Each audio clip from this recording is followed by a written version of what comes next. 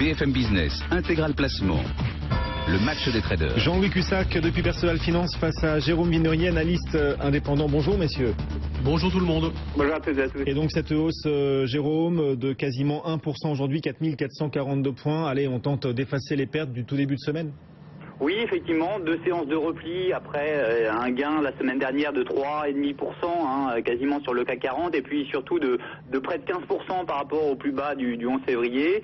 Bon, c'est vrai qu'à la veille de la décision de politique monétaire de la Banque Centrale Européenne, ça m'étonnerait vraiment que les indices européens parviennent à sortir des ranges au sein duquel on est depuis quelques jours, mais voilà, le rebond engagé hier pourrait se prolonger cet après-midi et aller chercher les 4475 points, le restant plus haut. Mais c'est vrai que on a ce rendez-vous demain et on a des investisseurs qui restent voilà, plutôt attentifs à ce discours et à cette décision, sachant que on voit bien depuis quelques jours on est entre deux bornes, la zone des 4350 et 4475 points. Donc en ce qui me concerne, en termes de stratégie, j'aurais plutôt tendance à essayer de vendre à l'approche de cette résistance, mais vraiment de petites positions, sachant qu'on aura vraisemblablement un accès de volatilité demain. Demain avec la Banque Centrale Européenne, en effet, ce sera le principal rendez-vous de la semaine. Et puis cet après-midi, ne pas oublier les stocks de pétrole aux États-Unis. On suit toujours quand même le pétrole comme le lait sur le feu. Stock hebdomadaire à suivre à 16h30. En attendant, Jean-Louis Cussac, quelle stratégie proposez-vous également à vos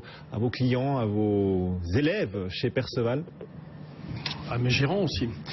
À tout le monde, enfin tous ceux qui me le demandent.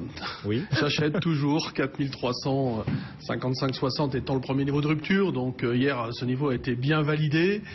On est venu très proche de ce niveau et puis le marché est reparti de l'avant. En fait, ça fait 6 jours qu'il piétine, il n'y a pas de changement. On est toujours dans la même configuration. Il n'y a pas grand-chose. Tout le monde attend l'événement. Qu'est-ce qu'on remarque? C'est que la volatilité a remonté à 28, c'est énorme. Elle est passée de 23 et on était là à 23 lundi, je crois, ou mardi. Et là, on est à 28 de vol. Elle a fait un bond en avant hier. Cette volatilité, c'est vraiment parce qu'il y a la deadline de la Banque Centrale Européenne. Tout est possible. Une hausse de 150 points comme une baisse de 150 points. Après, l'idée, c'est qui va payer.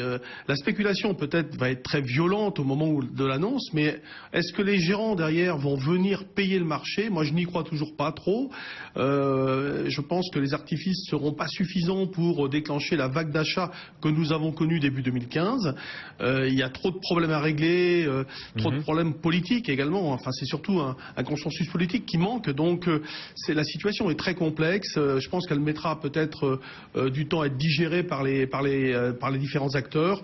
Voilà, pour l'instant, on est à l'abri du danger. En fait, tant qu'on est au-dessus de 4360,55, ce niveau donc bien validé hier.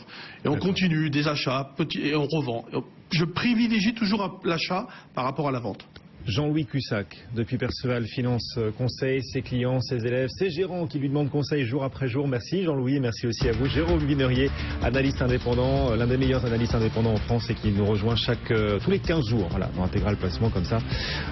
Fait place aux meilleurs dans l'émission, Cédric.